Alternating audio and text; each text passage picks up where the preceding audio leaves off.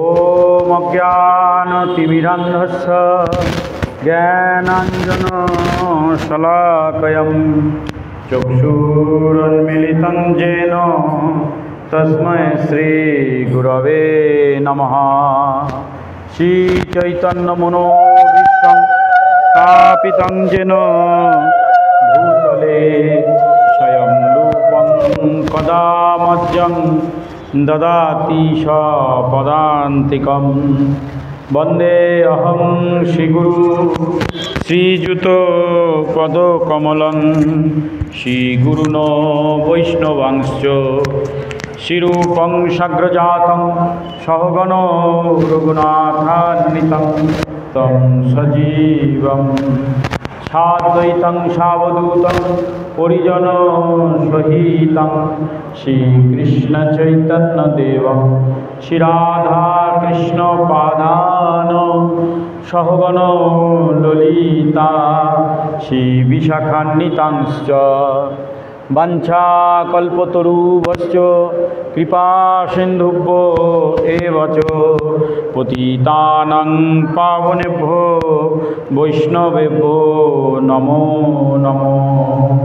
नमो महावदनाय कृष्णप्रेमोदायते कृष्णाय कृष्णचैतन्य नाम्ने गौरतृषे नमः।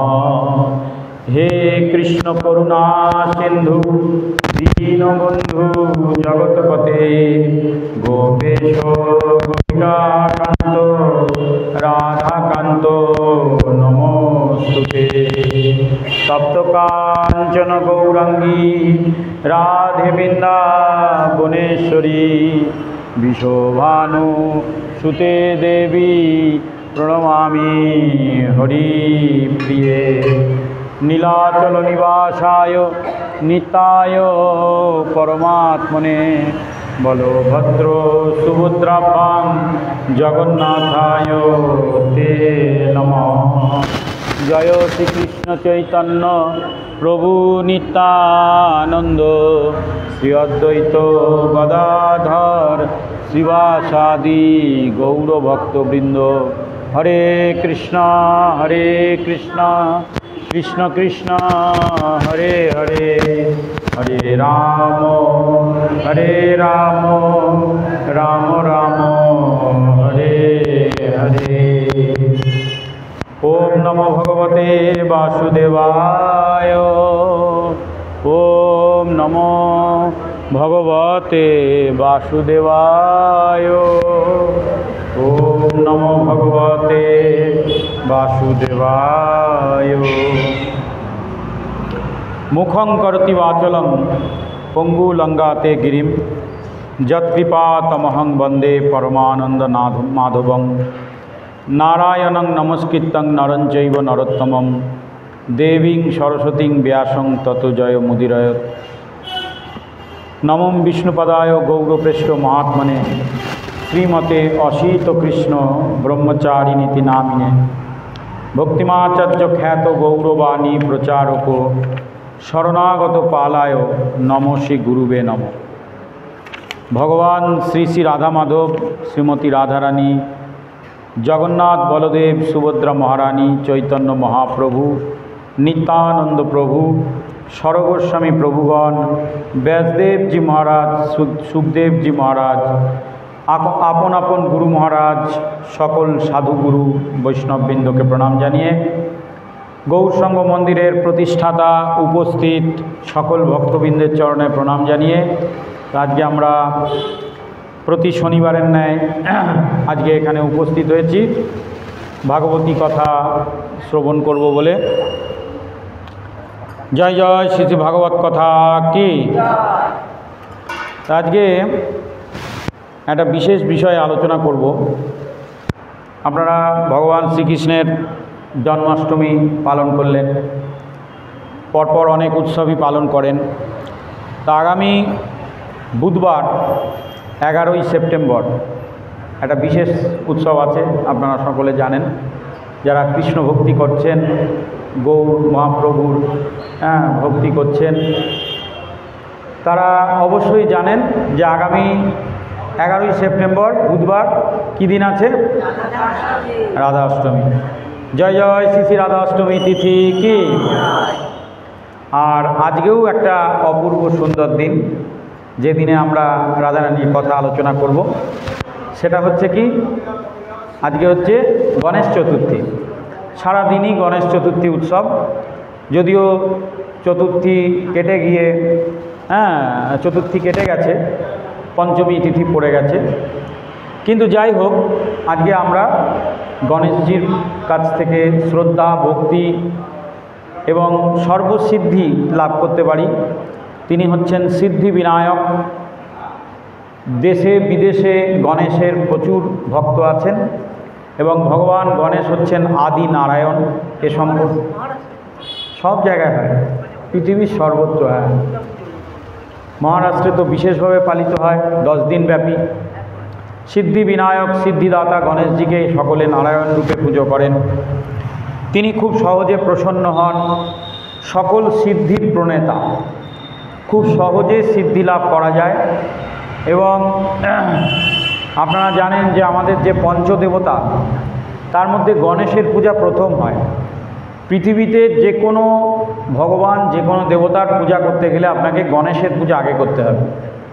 গণেশ, সূর্য, ভগবান বিষ্ণু, শিব এবং দুর্গা, এই 5টি তত্ত্বের পূজা করে তারপর আমরা যে কোনো ভগবান, যে কোনো দেবতার পূজা করতে পারি, নাহলে সে পূজা কিন্তু সফল হয় না। তো এখন সেই জন্যে গণেশজির পূজা প্রথমে করা হয়। তাই আমাদের দেবী দুর্গার যে আশ্বিন মাসে যে মায়ের আবির্ভাব, তার আগে শুরুতেই এই ভাদ্র মাসে গণেশ চতুর্থী পালন করা হয়। অনেকে বলেন যে এই ভাদ্র মাসে বাড়ি থেকে কোনো কিছু বার করতে নেই, বাড়ি থেকে কোনো কিছু বিক্রি করতে নেই, কাউকে তাড়াতে নেই, এরকম আমরা শুনেছি। অনেকে এটাকে অশুভ মাস বলে মনে করে, কিন্তু খুব ভালো করে মনে রাখবেন, এই ভাদ্র মাস হচ্ছে লক্ষ্মী দেবীর মাস। এই ভাদ্র মাসের প্রত্যেকটা বৃহস্পতিবার যদি আপনি শুদ্ধভাবে লক্ষ্মী নারায়ণ, লক্ষ্মী গণেশের পুজো করেন, তাহলেও সেটা অত্যন্ত মঙ্গলজনক। তো এই ভাদ্র মাস হচ্ছে খুব শ্রেষ্ঠ মাস। আর এই ভাদ্র মাসের শুক্লপক্ষের অষ্টমী তিথিতে অনুরাধা নক্ষত্রে আমাদের সকলের প্রিয় সেই রাধারানী দেবীর আবির্ভাব তিথি। জয় জয় শ্রী শ্রী রাধারানী কি। আগের বছর এই রাধারানীর দিনটা ছিল মঙ্গলবার। তো সেই দিন আমরা এখানে রাধারানীর তত্ত্বকথা আলোচনা করেছিলাম। আপনাদের মনে আছে কিনা জানি না, ইউটিউবে দেখলে আপনারা পেয়ে যাবেন এই ইউটিউব চ্যানেলে। ঠিক আগের বছর 2023-এ আমরা রাধারানীর উৎসব এখানে পালন করেছিলাম। সন্ধেবেলায় রাধারানীর উৎসব উপলক্ষে মঙ্গলবার ছিল, আমি এসেছিলাম, আপনাদের রাধারানীর তত্ত্বকথা আলোচনা করেছিলাম। আপনারা শুনে বলেছিলেন যে এটা আরও কিছুদিন আলোচনা হলে ভালো হয়। তারপরে আমার এই ইউটিউব চ্যানেলে প্রায় 5টা না 6টা শনিবার আমি রাধারানীর তত্ত্ব নিয়ে আপনাদের সামনে প্রসঙ্গে আলোচনা করেছিলাম। তা আজকে আসার সময় আমি দেখছিলাম যে কী বিষয়ে আলোচনা করব। তা দেখলাম যে আগামী বুধবার যেহেতু রাধারানীর আবির্ভাব তিথি, যদিও বুধবার পড়েছে, আপনারা একজন পাঠককে এখানে পেয়ে যাচ্ছেন, গোপাল আমাদের কী নাম যেন, ছোট গোসাইকে পেয়ে যাচ্ছেন। তো যার জন্যে অবশ্যই সেদিন আপনারা রাধারানীর লীলা কথা শুনতে পারবেন। তা আমি এখন আপনাদের সেই রাধারানীর কথাই বলবো, যাতে আগে থেকে শুনে আপনারা একটু অনুপ্রাণিত হয়ে, সকলেই করেন কিন্তু যারা করেন না আরেকটু অনুপ্রাণিত হয়ে রাধারানীর এই জন্ম তিথি, রাধারানীর এই আবির্ভাব তিথিকে পালন করতে পারেন। যারা জন্মাষ্টমী করেছেন তারা রাধারানীর আবির্ভাব অবশ্যই করবেন। তো এই রাধারানী তার আবির্ভাব 2 জায়গায়। এক জায়গায় হচ্ছে গোলক বৃন্দাবন, যেখানে ভগবান শ্রীকৃষ্ণ লীলা বিলাস করেন, সেই চিন্ময় লোক। আর একটা আবির্ভাব হচ্ছে ভূলোক, অর্থাৎ এই যে জড়জগৎ যেখানে আমরা বাস করি, এইখানে। তা বিভিন্ন শাস্ত্রে রাধারানীর বিভিন্ন লীলা আলোচনা করা হয়। তা আগে আমরা শ্রবণ করব যে রাধা অষ্টমী তিথি আপনারা কেন পালন করবেন আর কিভাবে পালন করবেন রাধা অষ্টমী তিথি। প্রথমে জেনে নিন কেন পালন করবেন। প্রথম কথা হচ্ছে রাধা অষ্টমী তিথি ব্রত পালন করলে আপনাদের ব্রহ্ম হত্যার পাপ থেকে মুক্ত হয়, গো হত্যার পাপ থেকে মুক্ত হয় এবং সকল প্রকার জীব হত্যার পাপ থেকে মুক্ত হওয়া যায় রাধারানীর এই রাধাষ্টমী তিথি পালন করলে। তাহলে আমরা যারা এই জড়জগতে রয়েছি, জীবজন্তু মেরে কেটে যারা আহার করে, তাদের জন্য কিন্তু রাধাষ্টমী মেন। কারণ শাস্ত্রে বলা হলো যে যারা যে সমস্ত মনুষ্য ব্রহ্ম হত্যা, জীব হত্যা এবং গো হত্যার পাপ যারা করেছে, তাদের জন্য শ্রীমতী রাধারানী কৃপা করে সকল প্রকার পাপ থেকে মুক্তির জন্য এই রাধা অষ্টমী তিথি পালন করতে বলছেন। জয় জয় শ্রী ভগবত কথা কি 1 নম্বর কারণ কেন আপনারা করবেন। দ্বিতীয় হচ্ছে, আপনারা খুব ভালো করে মনে রাখবেন যে আপনারা একাদশী করেন, বছরে 24টা একাদশী করেন।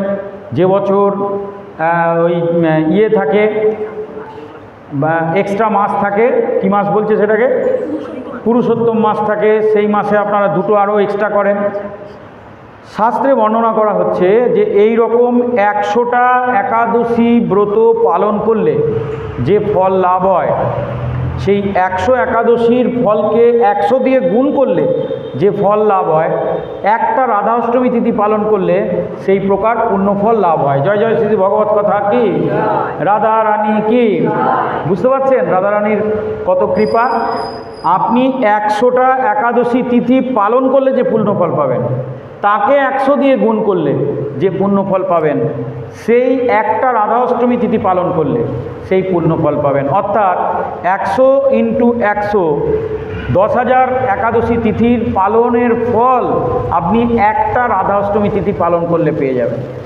এই জন্য আমি বলবো আপনারা রাধা অষ্টমী তিথি অবশ্যই পালন করবেন। তৃতীয় হচ্ছে, 100 কন্যাদানের পুণ্যফল পাওয়া যায়। যার কন্যা নেই সে অত্যন্ত হতভাগ্য, সে অত্যন্ত হতভাগা। তো যার কন্যা নেই তিনি কন্যাদানের ফল পাচ্ছেন না, এই রাধা অষ্টমী তিথি করুন এবং 100 কন্যাদানের ফল আপনি প্রাপ্ত হন। চতুর্থ হচ্ছে, গঙ্গা, যমুনা, সরস্বতী নদীতে স্নান করলে যে পুণ্যফল পাওয়া যায়, রাধা অষ্টমী তিথি পালন করলে সেই পুণ্যফল পাওয়া যায়।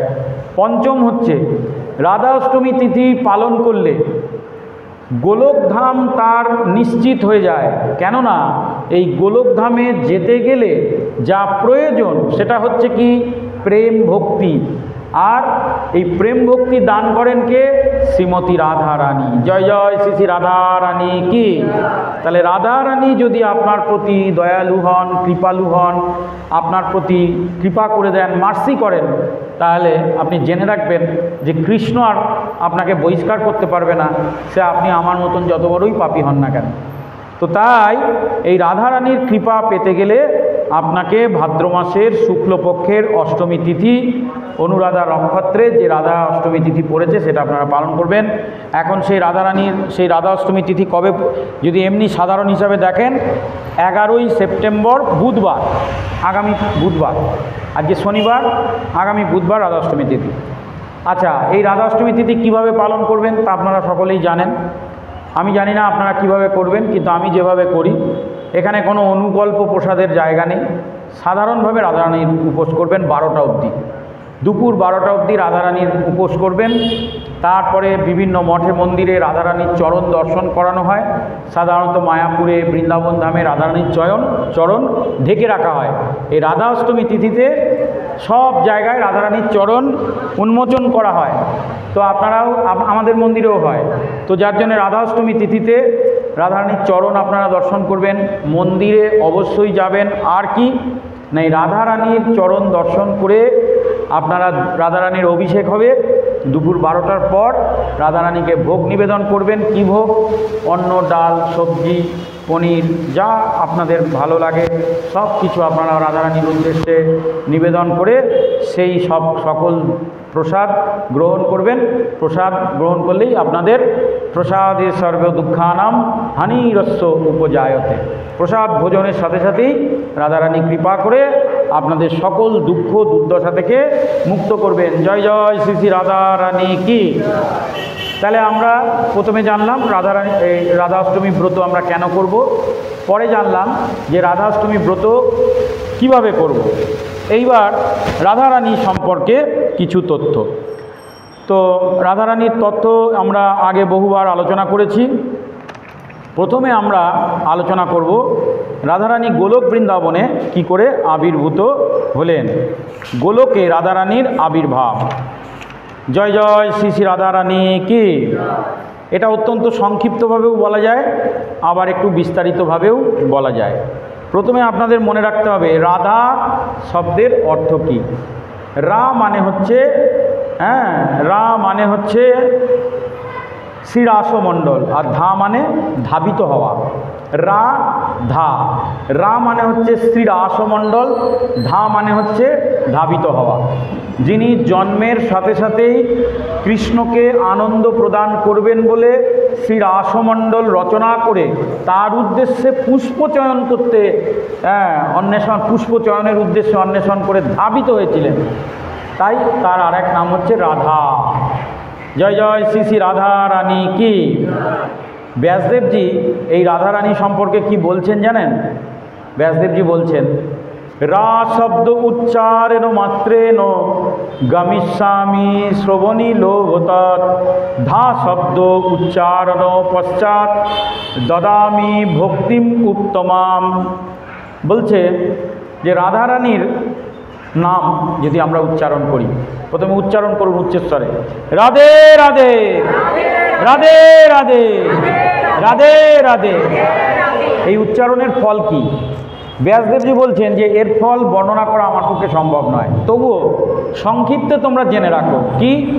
রা শব্দ উচ্চারণ মাত্রেণ, যদি আপনি রাধারানীর রা একবার বলে দিয়েছেন, ধা এখনো বলেননি, রা বলেছেন, রা শব্দ উচ্চারণ মাত্রেণ গামী শ্রবণী লোভতৎ, কৃষ্ণ পরবর্তী ওই ধা শব্দটা উচ্চারণ শোনবার জন্যে সেই লোভে আপনার পেছনে ধাবিত হবে।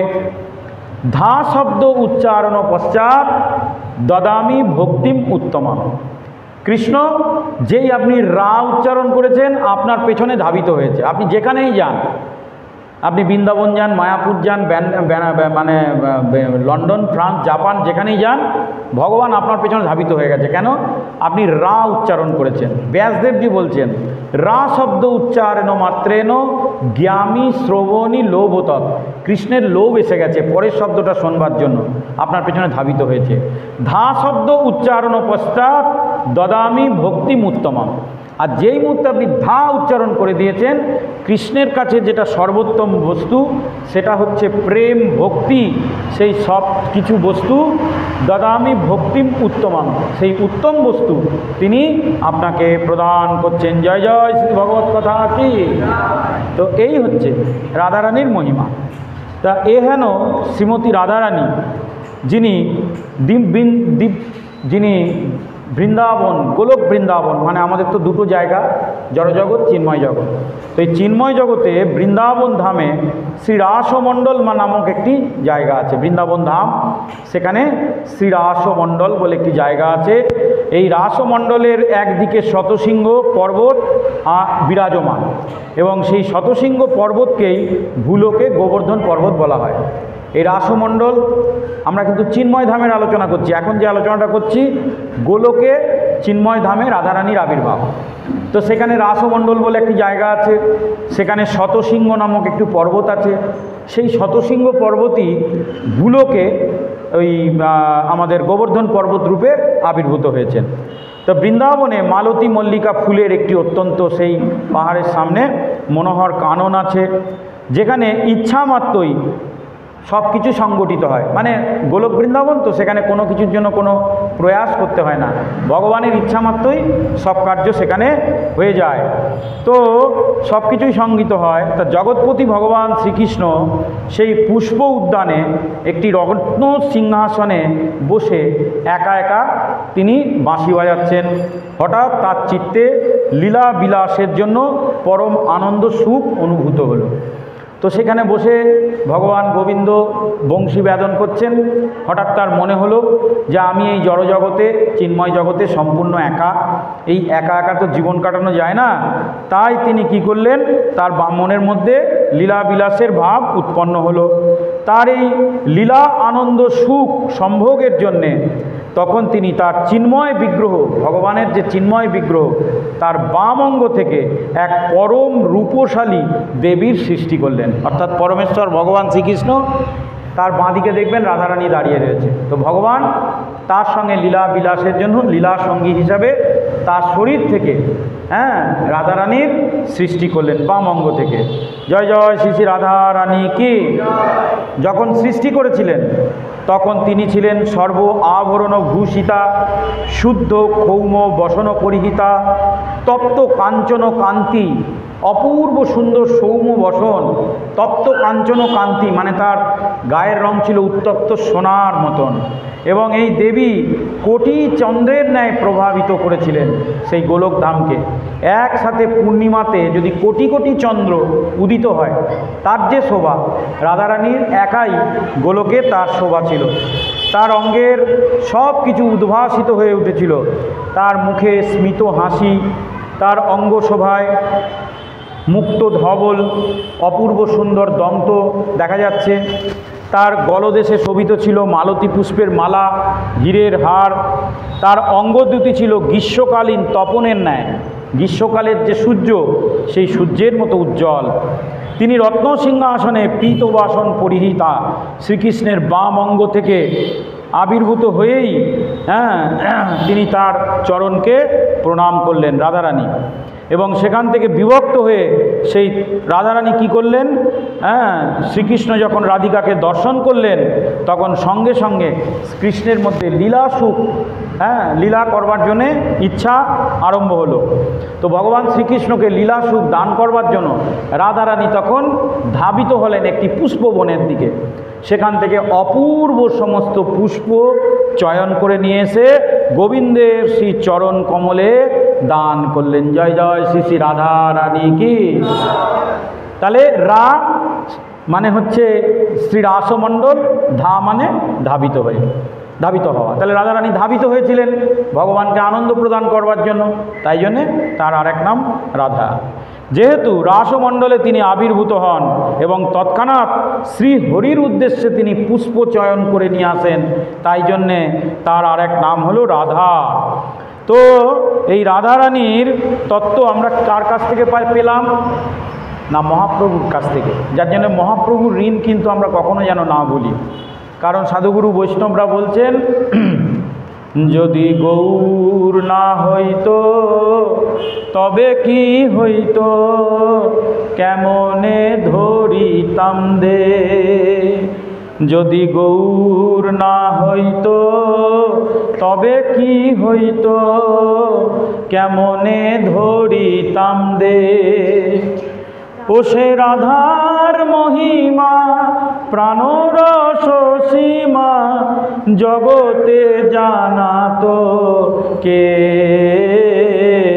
জগতে জানাতো কে।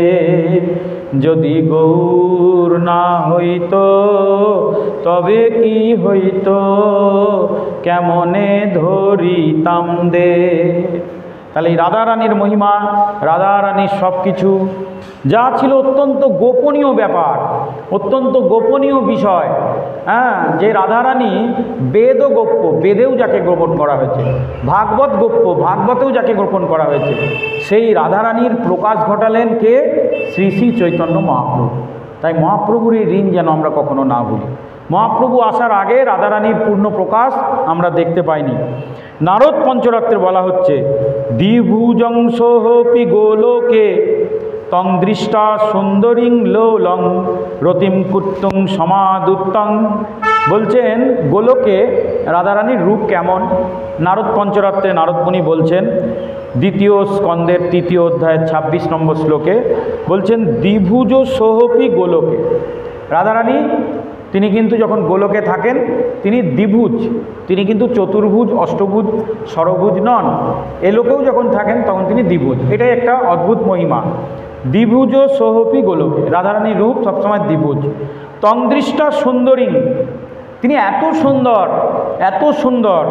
লোলতং রতিং কুর্তুং সমাদিত, যে কৃষ্ণ যাকে দেখে সমগ্র জগৎ, সমগ্র ব্রহ্মাণ্ডের জীব জন্তু পশু পাখি হ্যাঁ, কীট পতঙ্গ, বৃক্ষ, লতা, পুরুষ, নারী, নারীরা তো অবশ্যই, যাকে দেখে পাগল হয়ে যায়।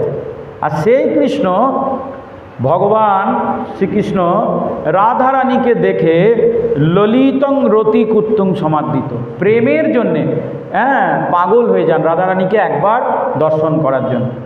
যার জন্য ভগবান শ্রীকৃষ্ণের আর এক নাম কি? মদন মোহন, তাই না? যিনি মদন মানে কামদেব, কামদেবকেও মোহিত করতে পারে।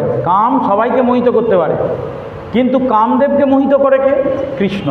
তাই কৃষ্ণের আরেক নাম হচ্ছে কি? মদন মোহন। আর রাধারানীর নাম কি? মদন মোহন মোহিনী। যিনি এই মদন মোহনকেও নিমেষে মোহিত করে দিতে পারেন, তার নাম হচ্ছে মদন মোহন মোহিনী। তাই বলছেন ললিতং রতি কুত্তং সমাদৃত, একমাত্র কৃষ্ণ এই রাধারানীর কাছে ঠান্ডা থাকে। রাধারানীর দর্শন, রাধারানীর নাম, রাধারানীর ভাব যদি একবার তার মধ্যে জাগ্রত হয়, তিনি তার সঙ্গে প্রেম লীলা বিলাস করবার জন্যে সবসময় তার দিকে ধাবিত হন। তো সেই লীলাময় পুরুষ সরাট, স্বাধীন এবং স্ব ইচ্ছাক্রমে এই রাধারানীর সৃষ্টি করেছেন। তার ইচ্ছামাত্রই সব কিছু সংগঠিত হয়। তাই তার দিব্য বিগ্রহ এবং অঙ্গকান্তি নীলাভ এবং শ্যাম। তিনি জগতে তার ইচ্ছায় সব কিছু পরিচালিত হয়, তাই তিনি শ্যাম মাধব। তিনি সগুণ, নির্গুণ, সর্বগুণবর্জিত, সবই তিনি। তিনি নির্গুণ, তিনি সগুণ, তিনি সর্বগুণবর্জিত। তো এই রাধা কৃষ্ণের মধ্যে আমরা বুঝতেই পারছি যে কোনো পার্থক্য নেই, যেই রাধা সেই কৃষ্ণ। তাহলে এরকম আলাদা আলাদা রূপ হলো কেন প্রভু? এটা প্রশ্ন আপনারা করতে পারেন, যে রাধা কৃষ্ণ যদি একই হবে তাহলে আলাদা রূপ কেন, আলাদা চেহারা কেন, একজন পুরুষ একজন নারী কেন? তার কারণ এটাই, এই জগতে বহু ধরনের মানুষের খোপড়ির লোক আছে, বহু ধরনের খোপড়ি আছে। এক ধরনের খোপড়ির লোকেরা ভাবে যে ভগবান হচ্ছেন নারী, তাই ভগবান তার অঙ্গ থেকে নারী সৃষ্টি করেছেন, রাধারানী। আবার এক ধরনের খোপড়ি আছে, তারা মনে করেন যে ভগবান হচ্ছেন পুরুষ, ভগবান মানে পুরুষ, নারীকে ভগবানের পর্যায়ে ফেলা যায় না, ভগবান হচ্ছেন পুরুষ, তাই ভগবান শ্রীকৃষ্ণ সেই পুরুষ রূপ ধারণ করে বসে আছেন। এখন ব্যাপারটা হচ্ছে, যিনি নারীর উপাসনা করতে চান তিনি রাধারানীর উপাসনা করবেন, তাহলে তার কৃষ্ণের উপাসনা হয়ে গেল, কারণ কৃষ্ণই তার বাম অঙ্গ থেকে রাধারানীর সৃষ্টি করেছেন। আবার যিনি মনে করছেন যে ভগবান হচ্ছেন পুরুষ, তাহলে পুরুষ সেই শ্রীকৃষ্ণের উপাসনা করবেন। তো তার জন্যে ভগবান শ্রীকৃষ্ণ এইভাবে নিজেকে বিভক্ত করেছেন। রাধা কৃষ্ণ, রাধা পূর্ণ শক্তি কৃষ্ণ পূর্ণ শক্তিমান, দুই বস্তু ভেদে নাহি শাস্ত্রেরও প্রমাণ। চৈতন্য চরিতামৃতে বলা হচ্ছে রাধা পূর্ণ শক্তি, কৃষ্ণ পূর্ণ শক্তিমান। তাহলে এই জগতে অনেক শক্তি বা অনেক শক্তিমান ব্যক্তি থাকতে পারে, কিন্তু পূর্ণ কেউ নয়, সব অপূর্ণ, আংশিক। কিন্তু রাধা পূর্ণ শক্তি, সম্পূর্ণ শক্তির আধার হচ্ছেন শ্রীমতী রাধারানী। আর কৃষ্ণ হচ্ছেন সেই শক্তিমান, যে শক্তির দ্বারা তিনি সব কিছুকে পরিচালনা করেন। দুই বস্তু ভেদে নাহি শাস্ত্রেরও প্রমাণ। আপনি শক্তির উপাসনা যদি করতে চান তাহলে রাধারানী, আর যদি শক্তিমানের উপাসনা করতে চান তাহলে কৃষ্ণ। এই জন্য এইভাবে তো রাধা কৃষ্ণ প্রকৃতপক্ষে এক এবং অভিন্ন। রাধা স্বরূপগত কৃষ্ণের পূর্ণ শক্তি, অগ্নির দাহিকা শক্তির মতো রাধা কৃষ্ণের শক্তি স্বরূপ। অগ্নি একটা দেখছেন অগ্নি জ্বলছে, কিন্তু এই অগ্নির শক্তিটা কি? সে সব পুড়িয়ে ছাই করে দিতে পারে। ঠিক তেমনি কৃষ্ণ, তার শক্তি হচ্ছে কি? প্রেম এবং ভক্তি। সেই প্রেম আর ভক্তি হচ্ছেন শ্রীমতী রাধারানী। যেমন অগ্নি আর অগ্নির যে দাহিকা শক্তি, এরকমভাবে পার্থক্য করে। তাই এর মধ্যে কোনো পার্থক্য নেই। রাধা কৃষ্ণ এক এবং অভিন্ন তত্ত্ব। পরম ব্রহ্ম কৃষ্ণ স্বয়ং রস স্বরূপ এবং তিনি রস ও সম্ভোগের বাসনা করেন। তিনি হচ্ছেন রস বৈষহ, যার মধ্যে রস নেই, যার মধ্যে প্রেম নেই, যার মধ্যে আনন্দ নেই, যে বীর্যহীন ব্যক্তি, তাকে ভগবান পছন্দ করে না। ভগবানের ভক্ত হতে গেলে প্রেমিক হতে হবে, ভগবানের ভক্ত হতে গেলে আপনাকে ভেতরে একটু রসিক হতে হবে। তো তাই ভগবান হচ্ছেন রস বৈষহ, তিনি রস আস্বাদন করতে ভালোবাসেন। তো এই রাধারানী ভগবানকে সকল প্রকার রস প্রদান করে থাকেন, কিন্তু একাকী সন রম্যতে, একা একা তো আর রমণ হয় না, প্রেম হয় না, রস উপভোগ করা যায় না। হ্যাঁ, তাই তিনি রাধারানীর সৃষ্টি করেছেন রস বিনিময়ের মাধ্যমে, আর তিনি জগতে নিজের লীলা বিলাস করতে চান। এই জন্যেই স্মরণাতীত কাল থেকে রাধা কৃষ্ণের লীলা জগতে প্রচলিত হয়ে রয়েছে। তো রাধা এবং কৃষ্ণ তাদের মূল এবং স্বরূপ মূলত পক্ষে এক, কিন্তু এক এবং অভিন্ন হয়েও পরম ব্রহ্ম রূপে দুই রূপে তারা প্রকাশ করছেন। কৃষ্ণ অনন্ত সংখ্যক ভগবৎ স্বরূপে প্রকটিত হয়েছেন এবং রাধারানীও নিজেকে অনন্ত ভাগে বিভক্ত করেছেন। এই সব প্রসঙ্গে আমরা আগে আলোচনা করেছি, তাই সেই প্রসঙ্গে আর আমরা যাব না। রাধা কৃষ্ণের অভেদ তত্ত্ব প্রসঙ্গে এই পদ্মপুরাণের পাতাল খণ্ডে একটা খুব সুন্দর কথা বলা আছে, যে রাধা এবং কৃষ্ণ যে অভিন্ন, সেই প্রসঙ্গে পদ্মপুরাণের পাতাল খণ্ডে বর্ণনা করা আছে। দেবী কৃষ্ণ ময়ী প্রোক্তা রাধিকা পরদেবতা সর্বলক্ষ্মী স্বরূপাস কৃষ্ণ আহ্লাদিনী স্বরূপিণী তথা সপচ্যতে বিপ্রা আহ্লাদি ইতি মনসিভি তৎকাল কোট্যা কাটাংশ দুর্গাঢ্য ত্রিগুণাত্মিকা সতু সাক্ষাৎ মহালক্ষ্মী কৃষ্ণ নারায়ণ প্রভু নিয়ত অদির্বি আবির্ভাবং স্বল্পবি মুনি সত্তম। জয় জয় শ্রী শ্রী রাধারানী কি। তা আমরা পদ্মপুরাণের পাতালখণ্ড থেকে এই শ্লোকটা আমরা পাঠ করলাম। এবার দেখি ব্যাখ্যা করতে পারি কিনা। কি বলছেন? দেবী কৃষ্ণময়ী প্রোক্তা রাধিকা পরদেবী দেবতা। তো বলছে যে দেবী কৃষ্ণময়ী প্রোক্তা, এই যে দেবী রাধারানী ইনি হচ্ছেন কৃষ্ণময়ী, মানে তার হৃদয়ে কৃষ্ণময়, এইটাকেই স্ত্রীলিঙ্গে স্ত্রী বাচ্চে কৃষ্ণময়ী বলা হয়েছে।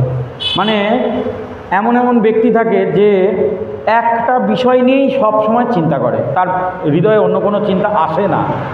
সেরকম কোনো ব্যক্তি যদি সর্বদা কৃষ্ণ কথা ভাবে, কৃষ্ণ কথা চিন্তা করে, তাহলে তার হৃদয়টা হয়ে যায় কৃষ্ণময়। তেমনি এই যে রাধিকা, ইনি হচ্ছেন দেবী কৃষ্ণময়ী, সবসময় তিনি কৃষ্ণের কথা চিন্তা করেন, জগতের আর কোনো কথা চিন্তা করার তার সময়ই নেই। হ্যাঁ, প্রোক্তা রাধিকা, তিনি হলেন শ্রীমতী রাধারানী। পরদেবতা, তিনি হচ্ছেন পরাশক্তির আধার। আমরা জানি যে জগতে দুই প্রকারের শক্তি আছে, এক পরা আর এক হচ্ছে অপরা। হ্যাঁ, অপরা শক্তি হচ্ছে কি জাগতিক শক্তি, এই যে জগতে আমরা নানান রকম শক্তি যেগুলো আমাদের বিনাশের পর এখানেই ফেলে আমরা চলে যাই। আর পরাশক্তি কি? যে শক্তি রাধারানী আমাদের দান করেন, যে শক্তি আমরা মৃত্যুর পরেও নিয়ে যেতে পারি, সেই শক্তির নাম কি? আধ্যাত্মিক শক্তি, নামের শক্তি। হ্যাঁ, তো সেই শক্তির পরাদেবতা। পরদেবতা মানে সেই শক্তির আধার রাধারানী। সবাইকে তিনি এই শক্তি প্রদান করেন। তারা কারা? যাদের কাছে আমরা রোজ যাই, পুজো পাঠ করি, তাদের কাছ থেকে আমরা নানান জিনিস প্রার্থনা করি, তাদেরকে সেই শক্তি কে প্রদান করেন? না, এই রাধিকা পরদেবতা, এই শ্রীমতী রাধারানী। এইগুলো শুনলে বা জানলে আমরা অবাক হয়ে যাব। তারা কারা? সর্বলক্ষ্মী স্বরূপাস কৃষ্ণ আহ্লাদিনী স্বরূপিণী। তিনি হচ্ছেন মা লক্ষ্মী। মা লক্ষ্মী, তার কাছে এক শক্তি আছে, সেটা হচ্ছে ধন, ঐশ্বর্য, বৈভব। এগুলো মা লক্ষ্মীর শক্তি। এগুলোও পরাশক্তি যদি আপনি সেগুলো ভগবানের সেবায় লাগান।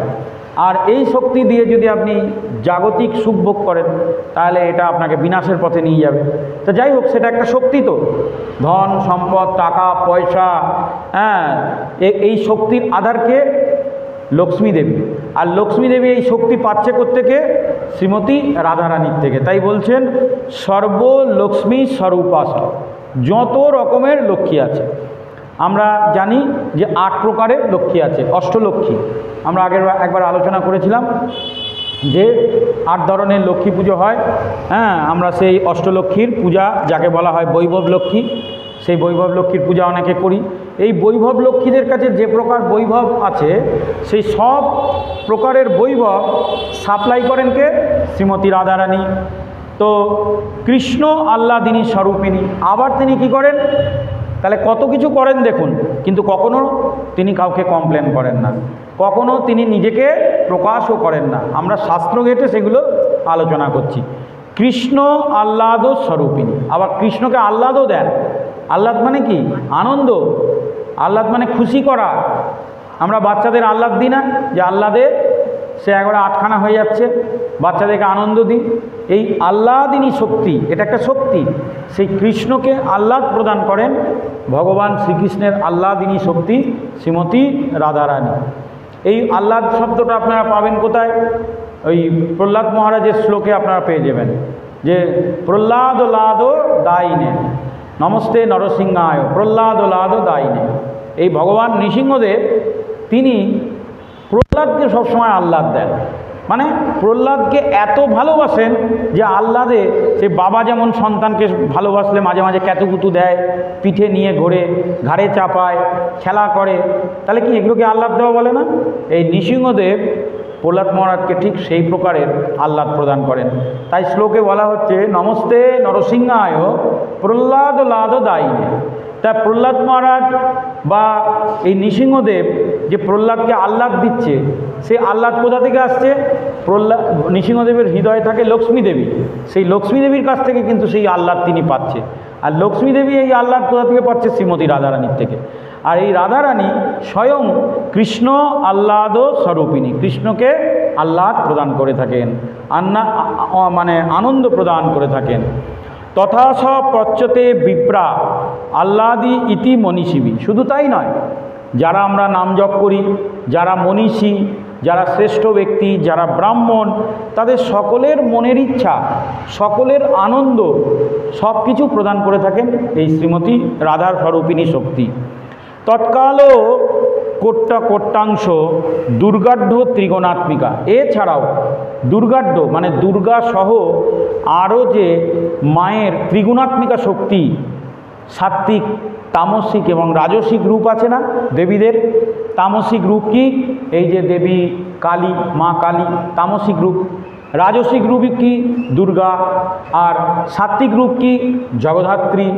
হ্যাঁ, এগুলো মায়ের লক্ষ্মী, এগুলো হচ্ছে সাত্ত্বিক রূপ। আর রাজসিক রূপ কি? দুর্গা। আর তামসিক রূপ কি? এই দেবী কালী।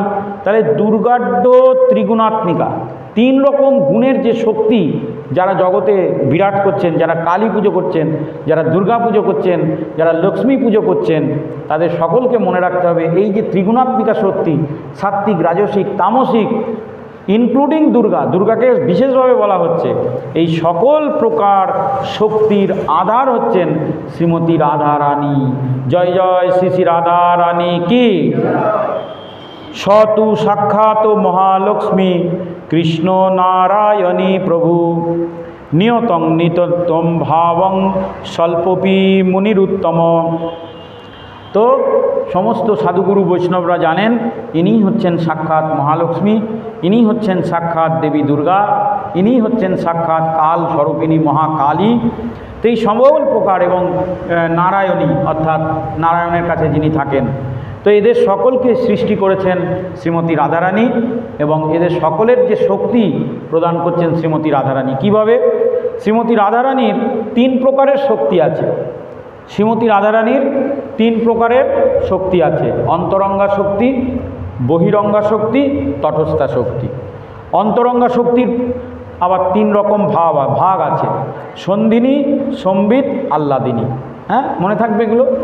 ভগবানের তিন প্রকারের শক্তি কি কি? অন্তরঙ্গা, বহিরঙ্গা, তটস্থা। অন্তরঙ্গা কোনটা?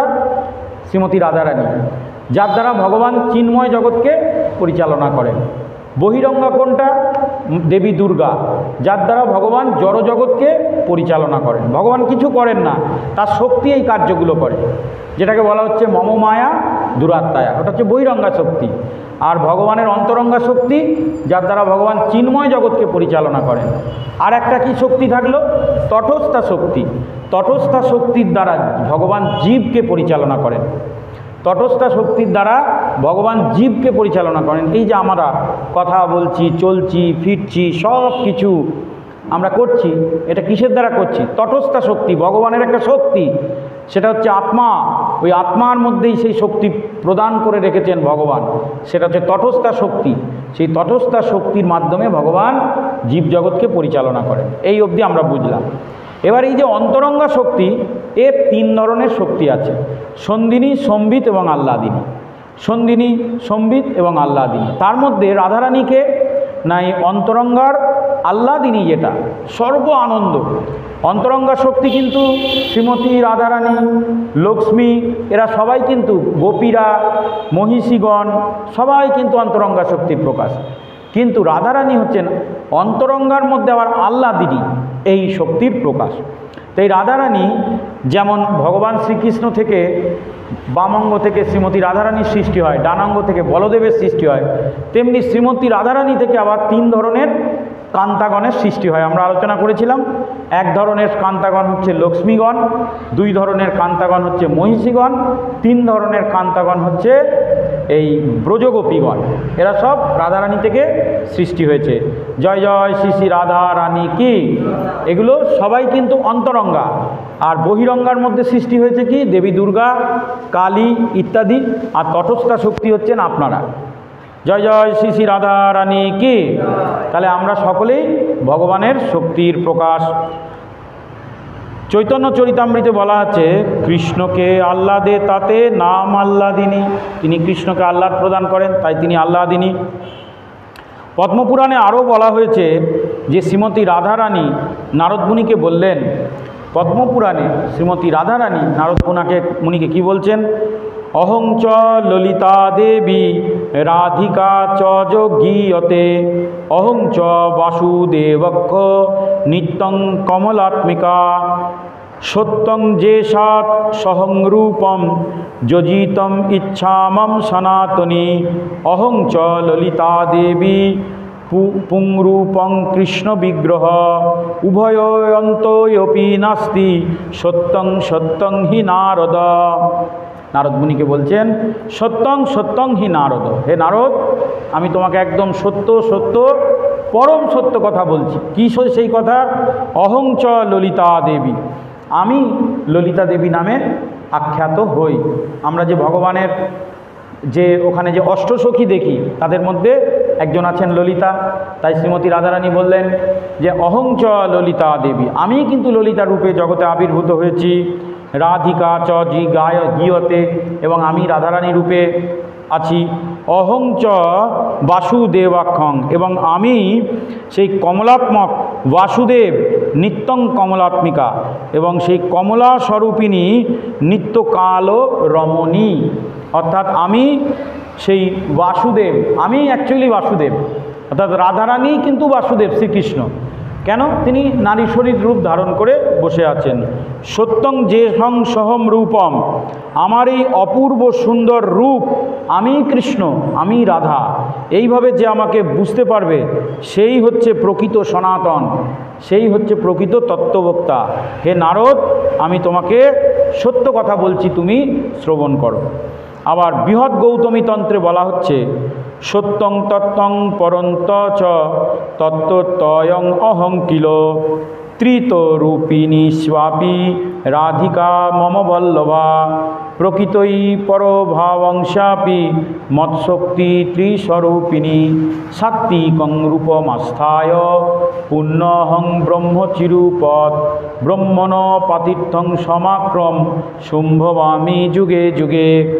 বৃহৎ গৌতমী তন্ত্রে ভগবান শ্রীকৃষ্ণ বললেন যে আমি যুগে যুগে বিভিন্ন রূপে অবতীর্ণ হয়েছি, কখনো অবতার রূপে, আবার কখনো বা শক্তি রূপে। আমার সকল তত্ত্ব সত্যং সত্যং পরম তত্ত্ব, এগুলো হচ্ছে পরম সত্য এবং পরম তত্ত্ব। আমি ত্রিতত্ত্ব, শত রজতম, সব কিছুর কারণ, এবং আমার প্রিয় রাধিকাই ত্রিতত্ত্ব রূপিণী। এখানে বলছেন যে সত্যং সত্যং পরম তত্ত্বং তত্রত্যয়ং অহং কিল, আমি সেই পরম তত্ত্ব, শত রজতম, আর ত্রিতত্ত্ব রূপিণী সাপি রাধিকা মম প্রাণবল্লভ। এই যে শ্রীমতী রাধারানী, আগের শ্লোকটা বললেন রাধারানী, এই শ্লোকটা বলছেন শ্রীকৃষ্ণ। আগের শ্লোকে রাধারানী কি বললেন নারদ মুনিকে? যে আমি হচ্ছে কৃষ্ণ, এই ভাব নিয়ে তুমি আমার সেবা করবে, পুজো করবে। এবং আমি হচ্ছি ললিতা, আমি বিশাখা, আমি লক্ষ্মী, আমি সরস্বতী, আমি দেবী দুর্গা, আমি কালী।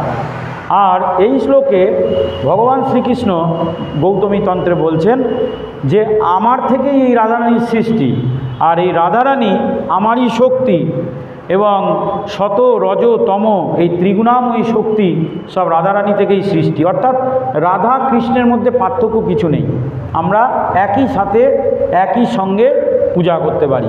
এই জিনিসটা আরও সহজ হয়ে যায় যদি আমরা মহাপ্রভু সেবা করি। কেন? মহাপ্রভু একই শরীরে রাধা এবং কৃষ্ণ, আর আমরা যখন রাধা কৃষ্ণের পূজা করছি তখন আলাদা আলাদা বিগ্রহ দেখতে পাচ্ছি। আর মহাপ্রভুর যে স্বরূপ তাতে রাধা এবং কৃষ্ণ একই শরীরে, তো এই জন্য মহাপ্রভুর সেবা অনেক সহজ। সকল গোপীগণ শ্রী রাধার দিব্য তনুর রোমকূপ থেকে প্রকাশিত হয়েছেন, সকল লক্ষ্মীগণ শ্রীমতী রাধারানীর রোমকূপ থেকে প্রকাশিত হয়েছে, সকল গোপীগণ শ্রীমতী রাধারানীর রোমকূপ থেকে প্রকাশিত হয়েছেন গোপীরা। আর মহালক্ষ্মীগণ রাধার বামঙ্গ থেকে প্রকাশিত হয়েছেন, যে সমস্ত মহালক্ষ্মী যারা বৈকুণ্ঠে সেবা করেন। আর এই তাই তিনি তাদের রজগুণ দান করেছেন। তো এইভাবে আমরা রাধারানীর দেখলাম যে ভগবান শ্রীকৃষ্ণের নিত্য লীলা সঙ্গী। তাই আমরা শ্রীমতী রাধারানীর গোলকে আবির্ভাব সম্পর্কে আমরা কিঞ্চিত শ্রবণ করলাম। জয় জয় শ্রী শ্রী রাধারানী কি। তাহলে গোলকে শ্রীমতী রাধারানী কিভাবে আবির্ভূত হলেন আমরা সেটা শ্রবণ করলাম। এবার আমরা শ্রবণ করব এই রাধারানী ভূলোকে কিভাবে আবির্ভূত হলেন। ভূলোক মানে এই পৃথিবীলোক, এই পৃথিবীলোক। তাহলে এতক্ষণ আলোচনা করলাম রাধারানী গোলকে কিভাবে আবির্ভূত হলেন, ভগবান শ্রীকৃষ্ণের বামাঙ্গ থেকে আবির্ভূত হলেন। আর এখন আমরা শ্রবণ করব শ্রীমতী রাধারানী এই ভূলোকে কি করে আবির্ভূত হলেন। এই ভূলোকে আবির্ভূত হওয়ার তিন ধরনের কাহিনী আছে, তিনটে কাহিনী আছে। সেটা আমি আজকে যদি হয় কিছুটা আলোচনা করব, বাকিটা আবার পরের দিন কিছুটা আলোচনা করব। তো এই কাহিনী অত্যন্ত এক এক জায়গায় এক এক রকম কাহিনী বর্ণনা আছে। আপনারা আমার কাছে শুনছেন, আবার আগামী দিনে হয়তো আরও অন্য কিছু শুনতে পাবেন। তা মোটামুটি জেনে রাখুন যে পৃথিবীতে শাস্ত্রই বলছে যে পৃথিবীতে রাধারানীর আবির্ভাব প্রসঙ্গে বিভিন্ন শাস্ত্রে বিভিন্ন রকম বর্ণনা করা হয়েছে। এর একটি কারণ হচ্ছে বিভিন্ন কল্পে রাধারানী বিভিন্ন সময় এসেছেন এবং বিভিন্ন যে সমস্ত যারা রচনা করেছেন শাস্ত্র তারা বিভিন্ন রকমভাবে ব্যাখ্যা করেছেন। তো এই রাধারানীর যে কাহিনী আমরা আজকে আলোচনা করব, সেই কাহিনী কে কাকে বলছে আগে এটা জানতে হবে, তাহলে আমরা তার সত্যতা বিচার করতে পারবো। এতক্ষণ আমরা যেটা শুনলাম এটা গোলকে রাধারানীর আবির্ভাব। এখন শুনবো এই ভূলোকে রাধারানীর আবির্ভাব। এই ভূলোকে রাধারানীর আবির্ভাব প্রসঙ্গে কে কাকে বর্ণনা করলেন, তাহলে সত্যতা যাচাইয়ের আর প্রশ্ন থাকবে না যে প্রভু সত্য বলছে কি মিথ্যা। শাস্ত্রে বর্ণনা করা হচ্ছে ভূলোকে রাধারানীর কাহিনী কে নিয়ে এলেন, একজন ব্যক্তি যিনি সর্ব জায়গায় ঘুরে বেড়ান, তার নাম হচ্ছে নারদমুনি। নারদমুনি ওখান থেকে শুনলেন সব কাহিনী, শুনে তিনি প্রথম পূর্ণমাসী দেবীকে এই কাহিনী বর্ণনা করেছিলেন। এই রাধারানীর তত্ত্ব কি করে পৃথিবীতে এলো, রাধারানীর তত্ত্ব পৃথিবীতে কি করে এলো না, রাধারানীর তত্ত্ব নারদমুনি পূর্ণমাসী দেবীকে বর্ণনা করেছেন। পূর্ণমাসী দেবী গর্গমুনিকে বর্ণনা করেছেন। গর্গমুনি তার মেয়ে গার্গীকে বর্ণনা করেছেন। গার্গী সেই কথা মা যশোদাকে বলেছেন, মা যশোদা সেই কথা রোহিণী মাতাকে বলেছেন, এবং রোহিণী মাতার থেকেই আমাদের কাছে এই রাধারানীর কথা এসেছে। মানে মা যশোদা বা রোহিণীর কাছ থেকে আমরা এই কথা শুনতে পেরেছি। জয় জয় শ্রী শ্রী রাধারানী কি। তাহলে রাধারানীর কথা জগতে কি করে এলো, নারদমুনি বললেন কাকে, পূর্ণমাসী দেবীকে। পূর্ণমাসী দেবী বললেন গর্গমুনিকে, গর্গমুনি বললেন গার্গীকে, গার্গী বললেন মা যশোদাকে, যশোদা বললেন এই আমাদের রোহিণী দেবীকে। আর রোহিণী দেবী হচ্ছে গল্পের মাস্টার, তিনি সব জায়গায় গিয়ে কৃষ্ণ কথা আলোচনা করেন, তার থেকেই সমস্ত গোপীরা এরা সব কিছু শুনলেন। তো এই গর্গমুনি তিনি সব জায়গায় এই কাহিনী বলেছেন বা সবার মাধ্যমে বলিয়েছেন। সেই তত্ত্ব আমরা কি করে পেলাম? চৈতন্য মহাপ্রভুর হাত ধরে।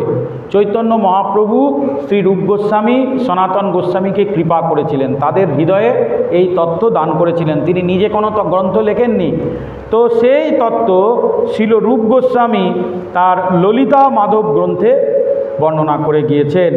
এই আবির্ভাব সম্পর্কে পূর্ণমাসী বিশদভাবে অবগত ছিলেন, তাই একমাত্র সবার প্রথম শুনেছিলেন কে? পূর্ণমাসী দেবী, নারদ মুনির কাছ থেকে। তাই একমাত্র পূর্ণমাসী দেবী তিনি সব তত্ত্ব সম্পর্কে জানতেন, কেননা তিনি ভগবানের সকল লীলা বিলাসের আয়োজন এবং ব্যবস্থা করেন।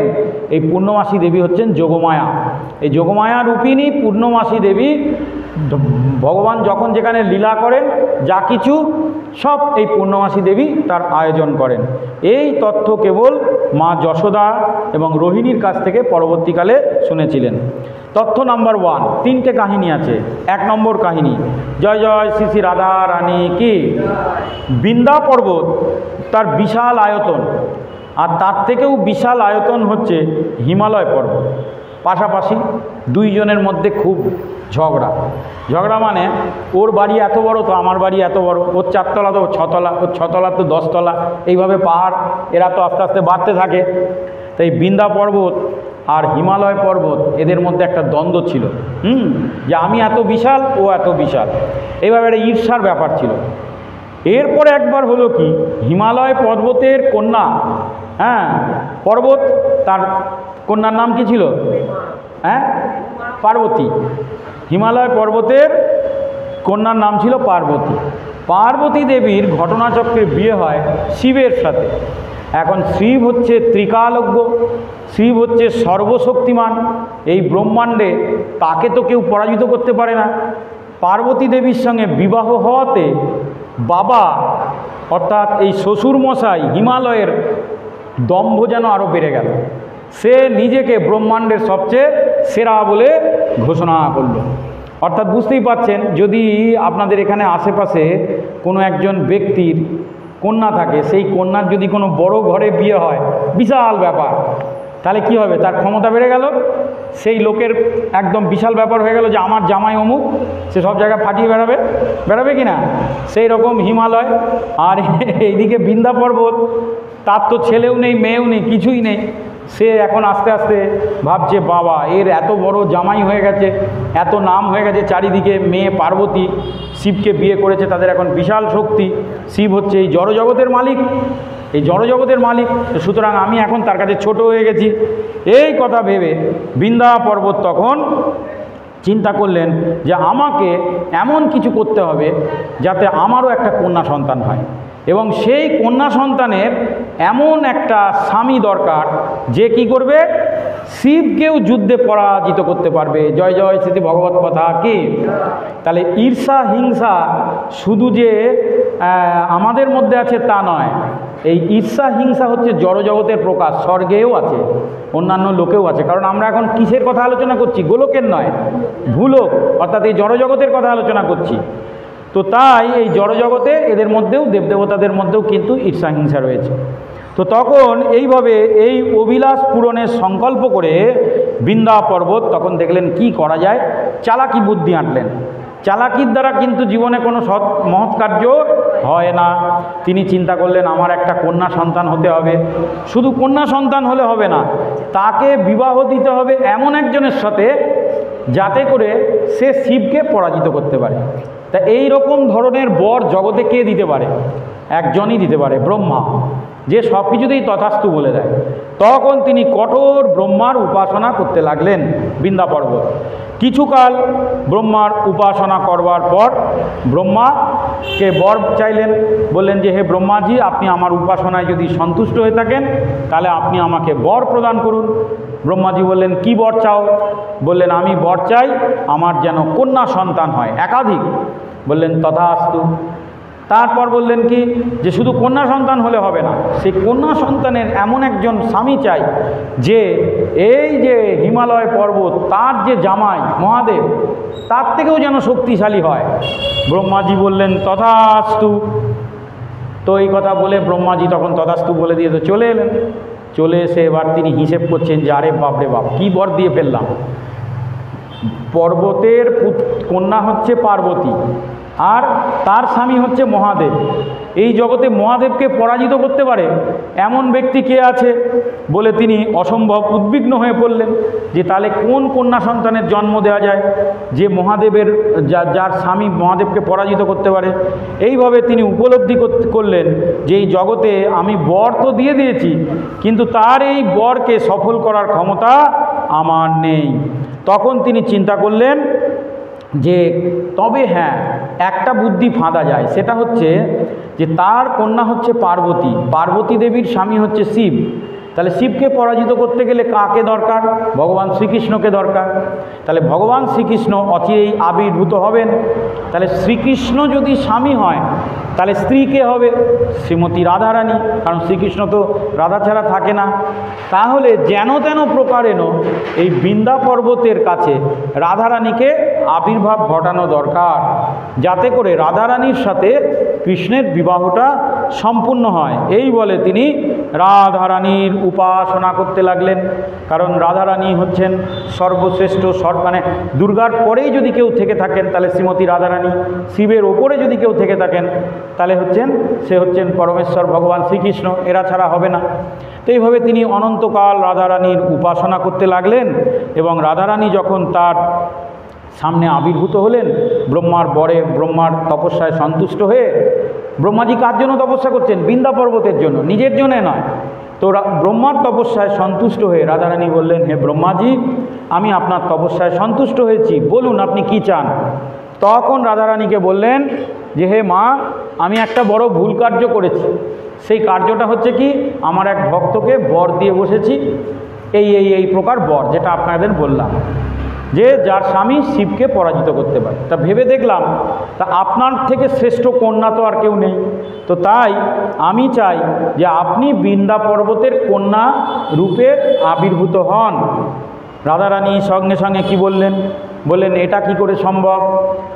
যুগে যুগে বৃষভানু এবং কীর্তিদা সুন্দরী এরাই তো আমার পিতা, যে আমি যতবার এই জগতে আবির্ভূত হব এই লীলায় দ্বাপর যুগে, তখন এই কীর্তিদা সুন্দরী আর হচ্ছেন বৃষভানু, এরা আমার মাতা পিতা হবে। তাহলে আমি বৃন্দা পর্বতের মানে কন্যা হয়ে কি করে যেতে পারি? তবে যাই হোক, তুমি যখন আমার আরাধনা করেছো আর তাকে বর দিয়ে দিয়েছো, আমি চাই না যে তোমার বর ভ্রষ্ট হোক, তাই আমি তোমাকে আশীর্বাদ করছি যে আমি বৃন্দা পর্বতের কন্যা হিসাবে জগতে আবির্ভূত হব। তো এইভাবে রাধারানী সম্মত হলেন। তখন যোগমায়া দেবী ইতিমধ্যেই বৃষভানু এবং চন্দ্রভানু দুই স্ত্রীর গর্ভে থাকা। এখানে আবার একটা গল্প আছে। এখন কি হয়েছে, রাধারানী তো বলে দিলেন হ্যাঁ, তা কি করে হবে? জড়জগতে অলরেডি কীর্তিদা সুন্দরী এবং বৃষভানু তার নিত্যমাতা নিত্যপিতা। তো তখন কি হলো ঘটনাটা, এখানে তিন রকমের ঘটনা আছে, একটা আজকে বলবো। তখন যেটা ঘটনাটা হলো, এই বৃষভানু আর চন্দ্রভানু, এই বৃষভানু আর চন্দ্রভানুর দুইজন যে স্ত্রী, তাদের একজনের গর্ভে অর্থাৎ বৃষভানুর গর্ভে ছিলেন বৃষভানুর স্ত্রীর গর্ভে ছিলেন শ্রীমতী রাধারানী, আর চন্দ্রভানুর স্ত্রীর গর্ভে ছিলেন চন্দ্রাবলী। অলরেডি তারা গর্ভে এসে গেছেন, স্ত্রীদের গর্ভে, বুঝতে পারছেন? ওদিকে রাধারানী ব্রহ্মাকে বলে দিলেন যে ঠিক আছে, আর এদিকে গোলকে বৃষভানুর স্ত্রীর গর্ভে রাধারানী আবির্ভূত হয়েছেন, আর চন্দ্রভানুর স্ত্রীর গর্ভে চন্দ্রাবলী আবির্ভূত হয়েছেন। যখন আবির্ভূত হয়েছেন তখন ওপর থেকে রাধারানী ইনস্ট্রাকশন দিলেন যোগমায়াকে যে তুমি এক কাজ করো, আমি তো প্রত্যেক যুগে এইভাবে আবির্ভূত হই, তুমি এদেরকে ইমিডিয়েট স্থানান্তরিত করার ব্যবস্থা করো। কোথায় না, বৃন্দা পর্বতের ভার্যা তিনি পরম সুন্দরী, তার গর্ভে এই দুই কন্যাকে ভরে দাও। জয় জয় শ্রী শ্রী রাধা রানী কি। তো যোগমায়া দেবী তখন এই বৃষভানুর যে স্ত্রী আর চন্দ্রভানুর যে স্ত্রী, যাদের কন্যা হলেন রাধারানী এবং চন্দ্রাবলী, এই দুই কন্যাকে নিয়ে গিয়ে বৃন্দা পর্বতের যিনি ভার্যা অর্থাৎ স্ত্রীর গর্ভে প্রবেশ করালেন। কি করে? এটা প্রসঙ্গে ক্রমে আলোচনা করা যায় যে ভগবান শ্রীকৃষ্ণ যখন আবির্ভূত হয়েছিলেন তার আগে যেমন করে বলরামকে যোগমায়া এক গর্ভ থেকে, দেবকীর গর্ভ থেকে মা রোহিণীর গর্ভে স্থানান্তরিত করেছিলেন, ঠিক তদ্রূপ এই বৃষভানুর গর্ভ থেকে, বৃষভানুর স্ত্রীর গর্ভ থেকে এদের দুইজনকে স্থানান্তরিত করে নিয়ে যাওয়া হলো বৃন্দা দেবীর বৃন্দা পর্বতের স্ত্রীর গর্ভে। এই অবধি বুঝতে পেরেছেন তো? সকলে বলুন রাধে রাধে, রাধে রাধে, রাধে রাধে। খুব কনফিউজিং কিন্তু, হ্যাঁ, বুঝতে হবে, মন দিয়ে শুনতে হবে। তো যাই হোক, আমার মনে হয় আপনারা বুঝতে পেরেছেন। তো রাধারানীর ইচ্ছাতে এইভাবে যোগমায়া তখন সেই গর্ভকে স্থানান্তরিত করলেন। ইতিমধ্যে ভগবান শ্রীকৃষ্ণ যখন মথুরায় আবির্ভূত হয়েছিলেন, খুব ভালো করে শ্রবণ করবেন, আগে আবির্ভূত হয়েছিলেন কে? শ্রীমতী রাধারানী, আর কৃষ্ণ পরে আবির্ভূত হয়েছেন। তো এরপরে যখন রাধারানীর 3 বছর বয়স, তখন পরমেশ্বর ভগবান শ্রীকৃষ্ণ আবির্ভূত হয়েছেন। যদিও আমরা এখন জড়জগতে দেখতে পাচ্ছি জন্মাষ্টমী আগে চলে গেছে, পরে রাধা অষ্টমী আসছে, কিন্তু বাস্তবে রাধারানী আগে আবির্ভূত হয়েছেন, তার অনেক পরে ভগবান শ্রীকৃষ্ণ আবির্ভূত হয়েছেন। তো ভগবান শ্রীকৃষ্ণ যখন মথুরায় আবির্ভূত হয়েছিলেন, খুব ভালো করে শুনবেন, ভগবানের আদেশে 2 শিশুপুত্রকে, দুই শিশুপুত্র মানে একজনকে আগেই স্থানান্তরিত করেছিলেন যোগমায়া, আর আরেকজনকে ভগবান বিষ্ণুর নির্দেশে ওই বসুদেব মাথায় করে গোলকে নিয়ে গেলেন। গোলকে নিয়ে গিয়ে যশোদার কাছে ভগবান শ্রীকৃষ্ণকে রাখলেন, আর সেখান থেকে একটি কন্যার জন্ম হয়েছিল। সেই কন্যাকে নিয়ে এসে তিনি ওই কারাগারে রেখেছিলেন। সেই কন্যাটাকে যখন কংস হাতে পেয়েছিলেন, সেই কন্যাটিকে যখন হাতে পেয়েছিলেন, তখন সগৌরবে কংস ভেবেছিলেন যে এখানেও আবার কন্যা সন্তান জন্ম হয়েছে, আর সপ্তম গর্ভের সন্তান তো নষ্ট হয়ে গেছে, সুতরাং আর আমার কোনো ভয় নেই, একে একদম হত্যা করো বলে যখন তিনি তাকে মানে আছাড় মেরে হত্যা করতে গিয়েছিলেন, সেই সময় পাথরে আঘাত করতে গিয়ে কন্যাটি তার হাত থেকে ফসকে গিয়ে তিনি একটি ঘোষণা করেছিলেন। সেই ঘোষণাটা কি? তোমাকে বধিবে যে গোকুলে বাড়িছে সে, জয় জয় শ্রী ভগবত কথা। কি এই কথাটা আপনারা কোথা থেকে শুনেছেন? কৃষ্ণলীলা থেকে। এই কথাটা আপনারা জেনেছেন কৃষ্ণলীলা থেকে। কৃষ্ণলীলায় এর বেশি আর আলোচনা করা হয় না, কিন্তু এখন আপনারা কি শুনছেন? রাধারানীর লীলা। জয় জয় রাধারানী কি। যোগমায়া দেবী শুধু ওইটুকু বলেননি, আরও অনেক কিছু বলেছিলেন, সেগুলো চেপে রাখা হয়েছিল কৃষ্ণলীলায়। এখন আমি রাধালীলায় সেগুলো বলবো। সেগুলো কি কি? সেই সময় যোগমায়া দেবী ঘোষণা করেছিলেন, তোমারে বধিবে যে গোকুলে বাড়িছে সে, এ কথা সত্য। তারপরে তিনি বললেন যে হে কংস, তুমি পূর্বজন্মে কালনেমী নামক দৈত্য ছিলে, এবং ভগবান বিষ্ণু সুদর্শন চক্রের দ্বারা তোমাকে হত্যা করেছিল। যুদ্ধে তিনি সুদর্শন চক্রের দ্বারা তোমাকে হত্যা করেছিল। সুতরাং কোনো দিন কোনো যুগেই তুমি তাকে পরাজিত করতে পারোনি, আর আজও পারবে না। শুনে রাখো কংস, একটি বিশেষ কথা, আজ আমার এই রূপ তুমি দর্শন করো। মহীয়সী এবং আকর্ষণীয় নারী, আমার থেকেই শক্তিশালী অষ্ট মহাশক্তির অধিকারী 8 জন অলরেডি তোমার বধের জন্যে ওই গোলকের আশেপাশে আবির্ভূত হয়ে গিয়েছেন। তারা কে কে?